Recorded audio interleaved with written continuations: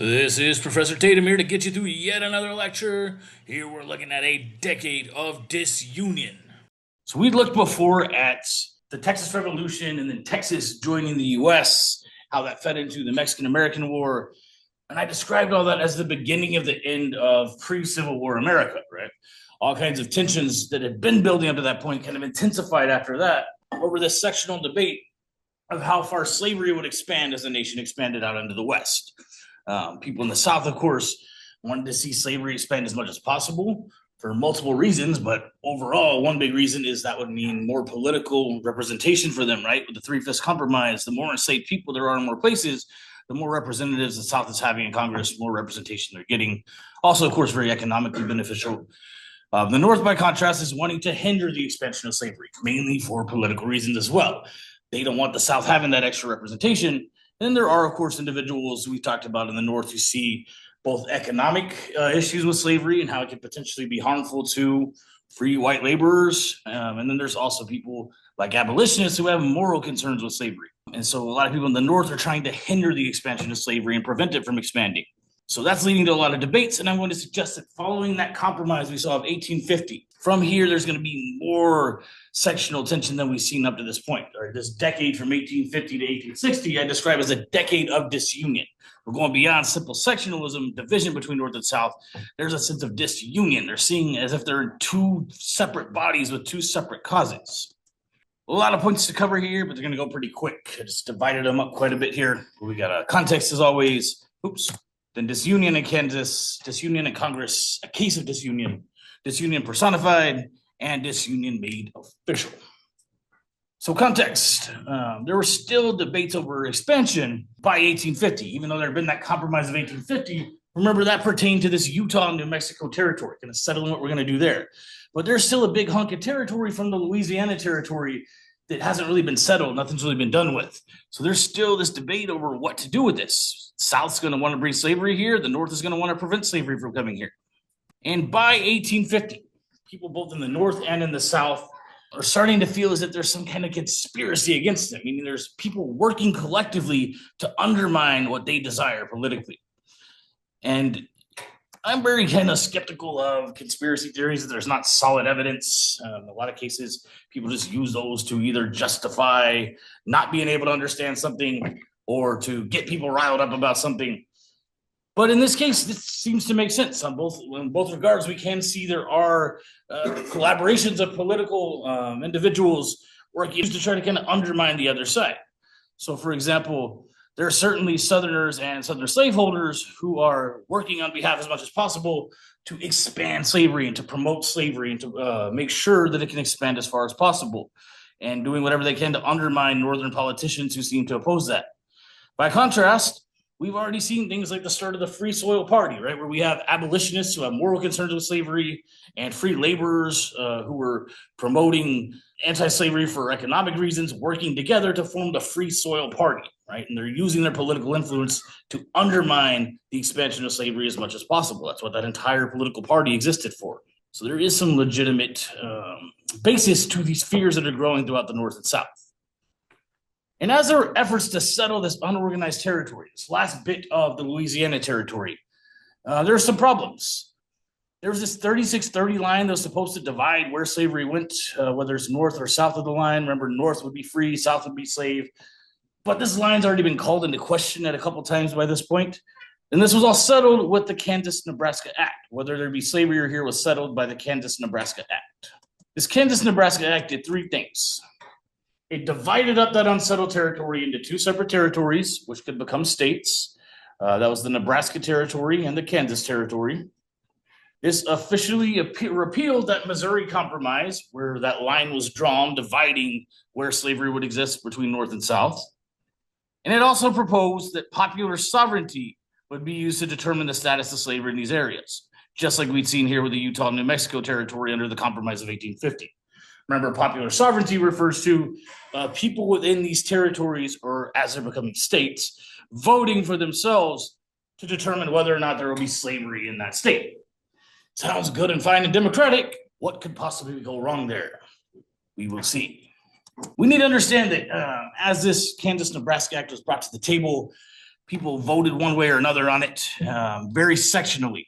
And kind of from the Kansas-Nebraska Act forward, political parties up into the Civil War started becoming very sectional, meaning that people in the North tended to vote one way and people in the South tended to vote one way, regardless of what their political party was. And this led to a lot of tension within political parties. The Whig Party, for example, completely split as a result of the Kansas-Nebraska Act and tensions moving forward. All right, so Northern Whigs started voting one way and Southern Whigs started voting in the other. All right, so Northern Whigs are voting in favor of keeping territory free. Southerners are voting in favor of having that option to have slavery there. The Whig Party, remember, had been that party that founded during Andrew Jackson's presidency simply to basically counter the Democratic Party. But now they were so far divided sectionally here that their party wasn't really acting as a unified front. There's the Northern Whig Party and the Southern Whig Party. It's kind of, what are we having this party for? We aren't serving any common interest, and their party eventually collapsed. Another result of this was a lot of these Northern Whigs started to band with the Free Soilers and Abolitionists, and they formed their own collective party, which is the Republican Party. And yes, this is the basis of the Republican Party we know in the present day, but just like with the Democratic Party, where a lot of these Southern Whigs went, their politics, their face, the way we see them here is much different than how we see them in the present day. So if you try drawing direct lines, you're going to get very confused. So please don't, for example, try drawing comparisons between Trump and Lincoln, or you will be very, very lost. But okay, popular sovereignty is going to determine whether there will be slavery or not in this territory. The Kansas-Nebraska Act did pass, but there's very heavy debates over whether there will be slavery here or not. Okay, people are voting on whether they're going to have it or not, but that doesn't mean that it's just a problem solved. There's a lot of tension over whether they will vote one way or the other. This really started in Kansas. People realized that basically whatever happened in Kansas was probably going to impact the rest of all this territory here, which would all become states later down the road. So they really wanted to make sure to get a foothold in Kansas. Both sides did. The North and the South wanted to have influence in Kansas. So people started rushing into Kansas from all over the country in large numbers so that they could be included in that popular sovereignty, right? They wanted their vote to count. So Northerners all started rushing there to vote against slavery. Southerners all started rushing there to vote in favor of slavery here in Kansas, knowing that that would very likely impact whether there was slavery or not in the rest of this territory as it became states. And when this election was held to determine whether or not there would be slavery in Kansas, something strange happened. There were slightly more Southern votes in favor of slavery than there were for votes against slavery, but there were far more votes altogether than there were eligible voters. How did that happen? How were there more voters than there were people eligible to vote? Well, all kinds of interesting things happened during this election, okay? A lot of dead people seem to have somehow mysteriously risen from the grave, gone and cast their election, then gone back to the grave. All right, there's ballots with dead people's names on them. There's also a lot of ballots that are very suspiciously having people's last names in alphabetical order, as if, I don't know, someone was maybe just reading them off of a directory or a census record and just writing them all down in order to get more votes on their side. Pretty clear here, guys, that this was a fraudulent election. Okay, both sides cheated very horribly.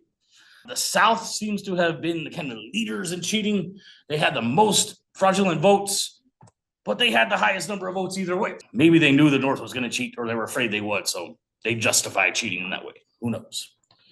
But this is a very sketchy election, so there's a lot of debates over whether there really is or is not the right to have slavery in Kansas.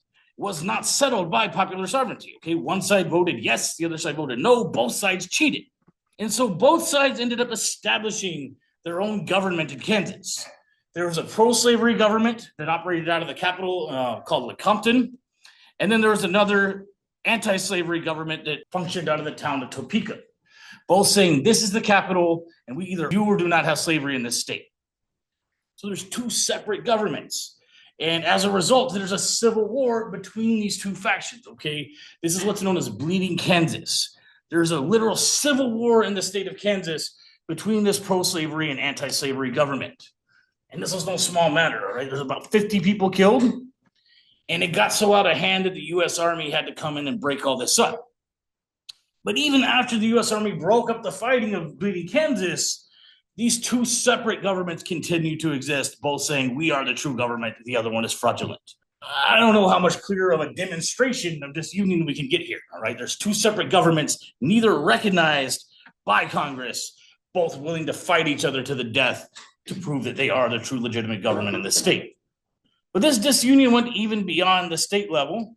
We see it as well in the federal government. On the floor of Congress, there was a senator named Charles Sumner from the North who spoke out very heavily against slavery. He also started criticizing certain Southern politicians in particular. And he really had it out for the senator from South Carolina, a guy named Andrew Butler. Andrew Butler was not on the floor of Congress as Charles Sumner started criticizing him because he'd recently had a stroke. And Charles Sumner started saying, well, the reason this guy had a stroke is because he supports slavery. That's God's way of punishing him. And he started saying all kinds of ugly things about this guy. Now, I'd like to think not all of us could agree that this guy had some reasons for having a stance against this individual here, but I'm not so sure if it's morally on the up and up or ethical to be suggesting that somebody deserves to have had a stroke, okay? And the guy's not even there to defend himself. So since he's not there to defend his own honor, his nephew, another congressman named Preston Brooks, was pretty upset about this. He said, you're insulting my uncle when he's not even here to defend himself. You're making some very ugly accusations about him. I don't appreciate this. And he handled it in the reasonable way and started whacking him upside the head with a stick. Other congressmen let this go on for a while before they came in and broke it up. All right, they're both kind of rooting on one side or the other over what's going to happen here. And then they're finally like, okay, guys, we got to restore order here. This is the second fight, by the way, guys, we've seen on the floor of Congress, right? So it gets ugly today, but it has been worse. So Preston Brooks wound up resigning under pressure after this attack. But this actually surprisingly got him more political support than he'd had before. He ran for re-election successfully after this attack. He was also mailed by a lot of his supporters walking sticks, basically in support of what he'd done here. They're saying, okay, sorry you broke your walking stick over this guy's head. Here, go do it again. This is a clear demonstration that this sectional tension and disunion was even present within the federal government, okay? And that kind of brings about a big question. How is this federal government going to do anything about this problem that's going throughout the nation if it's even corrupted the government itself? We can also see a specific case where this disunion is made prevalent again by the federal government with the case of Dred Scott. So Dred Scott was an enslaved man who had traveled back and forth to north and south with his enslaver, him and his wife. So he made this argument that him and his wife should be declared free because they'd spent a good deal of time in northern free territory. There had been other enslaved people who made similar types of arguments in the past and managed to get their freedom in that way. So he's thinking he might have a chance at saying, yes, because I've been in this northern territory, I'll be declared free. And he took this argument all the way up to the Supreme Court. He kept fighting and fighting until it went to the Supreme Court. And the Supreme Court's Chief Justice, Robert Taney, I know it looks like Taney, it's Taney, used this as an opportunity to not only shut down Dred Scott, but to very firmly establish his stance on this sectional debate and really kind of use implications from his stance to impact people moving forward. So his ruling in this case was that African Americans are not U.S. citizens. He took it a step further and said they're not capable of being U.S. citizens. Therefore, not only was Dred Scott not free, but he had no right to be there in that court making any kind of accusations. He could have stopped it there, all right? That's resolved the issue that this case was all about.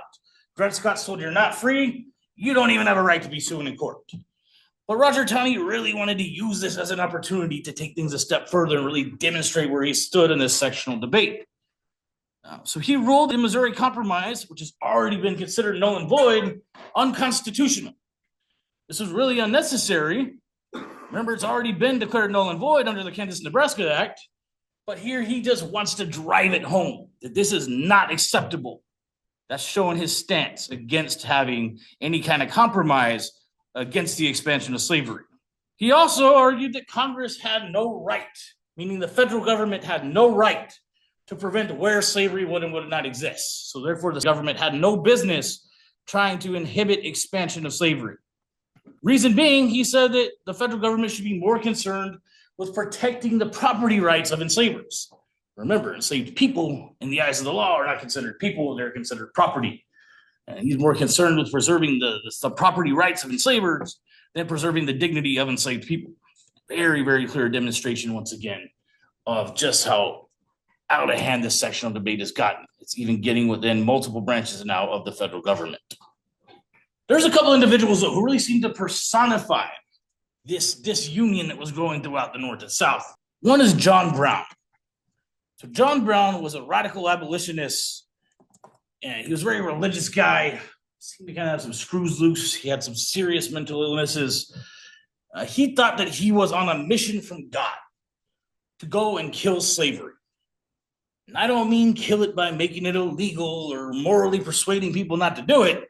He literally wanted to kill slavery by killing enslavers. All right, he wanted to wage a war against people because he believed God had sent him on this mission to go kill enslavers.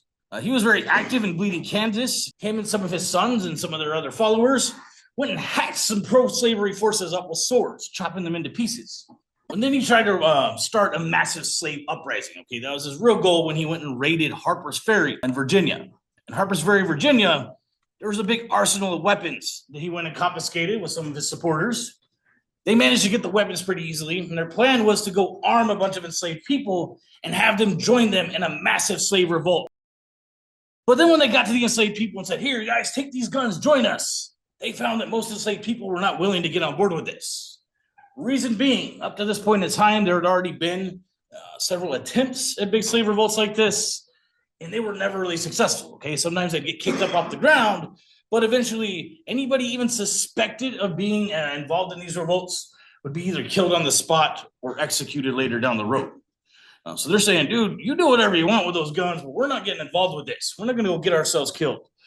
Enslaved people, I do want to stress, had their own ways of participating in the fight against slavery. I don't want to get too lost in that. I think I'll cover that a little more moving forward. But they were not very willing to join in with John Brown. So he kind of didn't have nearly as much support as he thought he'd have behind him in terms of numbers.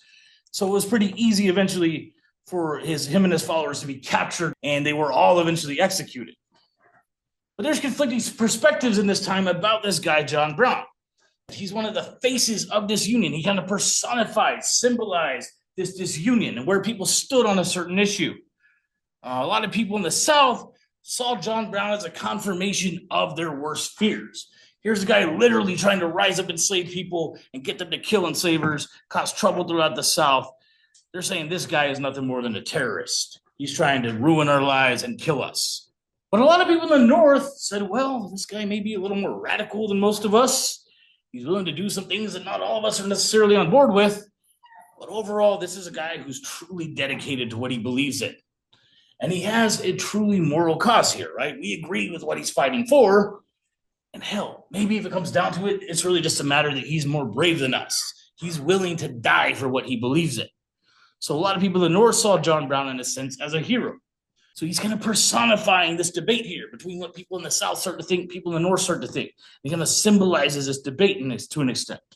Definitely demonstrating, once again, the extensiveness of this sectional debate, which is now growing into disunion by the 1850s. Another individual who, in addition to John Brown, became a face of sectionalism was Abraham Lincoln. So Abraham Lincoln had overall been a pretty moderate politician.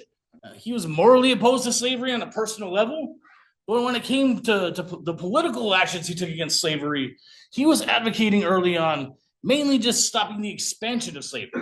He wasn't really wanting to go after it where it already existed early on. He even made it clear, even during the Civil War, early in the war, that if he could win the Civil War without freeing a single slave, he'd be fine with that, right? He just didn't want it to grow out of hand. He was willing to compromise as necessary to not make too many political enemies. And he actually promoted things like gradual emancipation. But to Southerners, being willing to stop the expansion of slavery, even if it was gradual, was a threat to the institution as a whole. They're saying, if this guy's going to stop the expansion of slavery, who's to say he's not cooking up secret plans to start coming after slavery where it already exists? So a lot of people started to view Lincoln as a threat. They're afraid he's going to come and outright abolish slavery. It really wasn't until that became a strategic measure of the Civil War where it made sense to do so that he jumped to that stance. But to the South, he's representing this face of what they detest, what they feared. So a lot of Southern politicians in various states started suggesting that if Lincoln was elected president, that they would leave the Union, all right? They would secede from the Union. And this from here has become a pretty kind of common phenomenon, a common theme that we see playing out even into the present day, where individuals are used largely by media to kind of personify a political debate, right? If you see this person in one light, you kind of are reflecting a certain political stance, whereas if you see them in a different light, that's reflective of a different political stance. And there's certain individuals, I think, and we know that if we hear their names or we see their face or somebody's talking about them, you start to jump to assumptions about this person symbolizes being on one side of something or the other. And this is what I want you to be thinking about for this lecture activity. I want you, for your next lecture activity, to think about this question here. Who are some people who within your lifetime have come to symbolize taking a stance on a particular political issue? All right. So this could be a politician, this could be a celebrity. I just want you guys to really think about this and make a list. It can be bullet points, it can be separated by commas, really doesn't matter. Just try to think of at least 5 individuals who within your lifetime have certainly represented or personified some kind of political debate. So go ahead and pause and knock this out, then jump back on when you're done. Alright, so hopefully you got a decent little list going. These people have reasons that they have some kind of political charge behind them, right? A lot of it is heavily driven by media and kind of made to work in a certain way. There is legitimate kind of politics behind it all, of course. But this can really get oversimplified to an extent that I want us to be really wary of this and be cautious of it. And it's so effective that it's almost natural that if you hear the name Trump, for example, you start feeling or thinking a certain thing one way or another, depending on where you are politically, or Obama as well. And you know, again, there's reasons for that. It's okay to have that political stance and to have those opinions. But I want us to be cautious of how we use that in a way that can maybe be counterproductive and be harmful rather than helping us take a political stance. It can just get to a point where, as it did in this case, just cause disunion, all right, cause division. We can get easily, and I really stress this a lot more in 1302, but we can get stuck in little boxes where we start kind of saying, well, if you support this person, then I got you all figured out. I know what you think about this and that, what your stances are on this and that, because you like this one person. When really they may just like one aspect of that person and question some of the other things about them, but because they're supportive or not supportive of this one person, you start thinking you got somebody all figured out. So you start treating them a certain way. And that can cause all kinds of unnecessary conflict among us. And one thing I stressed in 1302 is when shit hits the fan, Trump's not going to be there, all right? Charlie Kirk's not going to be there. Whoever the hell you're putting all this weight behind isn't going to be there to help you, all right? We're going to be the ones there to support each other. So let's not treat each other like shit over these little faces we create to mean certain things. Just something to be wary of. But in this case, Lincoln and John Brown did have a very strong charge. Lincoln in particular, as we saw, Southern states were willing to leave the Union if he became president, which he did, all right? In the election of 1860, which was a very divisive sectional election, Northerners tended very overwhelmingly to support Lincoln. Southerners overwhelmingly either didn't support him or didn't even have him on the ballot. I think we can even see here, though, that stance is a bit oversimplified. I mean, that's the way they voted, but I guarantee you, like, not every single individual, records show us that not every single individual in the North was all thrilled about Lincoln and all behind him. A lot of them just thought he was the best of their worst options at the time. A lot of people in the South also maybe didn't necessarily agree 100% with the moral stances of slavery that some people have taken, like the things y'all read about. There certainly was not very many people on board with things like arguing against natural rights, like the advocate of slavery y'all read did. So again, I just want us to be mindful that it's not all just one or the other, this or that, blue or red. It's a lot more complicated than that. But this was a very sectionally divided election. A lot of Southern states didn't even have Lincoln on the ballot. He did win both the popular and electoral vote, and that really caused a lot of trouble for a lot of Southerners. Not only because certain states had already said, if he becomes president, we're going to secede, but because he was not on the ballot in a lot of Southern states. A lot of Southerners started to question, well, then how did he get enough support to get enough numbers to get voted into office? If there were Southern states who weren't even having the option to vote for him. So they started to say something sketchy's up here. And for various reasons, including that and their arguments they'd already made, several states started to leave the Union shortly after Lincoln was elected. So between the time that Lincoln was elected and the time he took office, we call it the lame duck period, the states of South Carolina, Mississippi, Florida, Alabama, Georgia, Louisiana, and good old Texas here decided to leave the United States. And to have some kind of coordinated support behind each other, they created a Confederate system of government here, which they call the Confederate States of America. commonly just referred to as the Confederacy. If on slides and moving forward you see me use CSA, I'm talking about the Confederacy, okay? But this is, again, a Confederate system of government. Remember, under that system of government, states have all the real power. There's just a very loosely unified kind of central force that rules on behalf of exactly what the states want, all right? They're dependent on the states for power. Several southern states stayed within the Union, but more would leave after this attack here on Fort Sumter in South Carolina. So once these southern states took control of the South, they started taking over all kinds of federal buildings in the South, as well as military bases.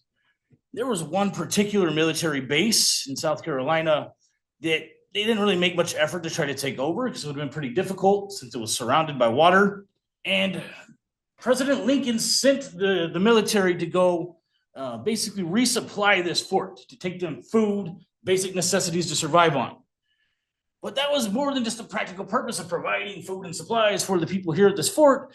That was a demonstration of him saying, this is still under my jurisdiction. All right, you guys can claim all this territory around it all you want, but I don't recognize that.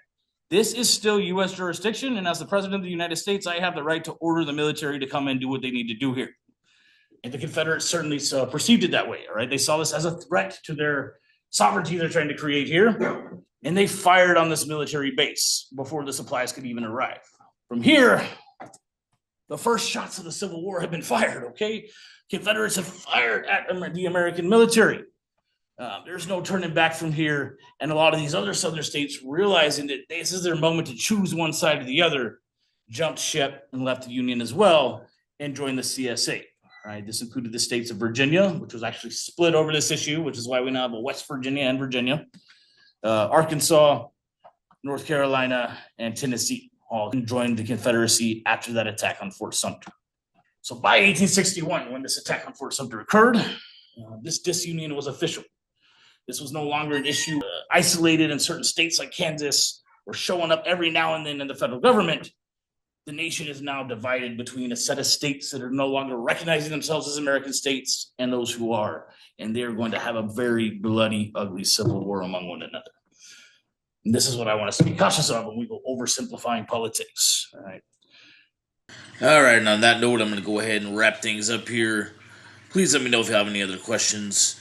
Otherwise, this is it for now. Over and out.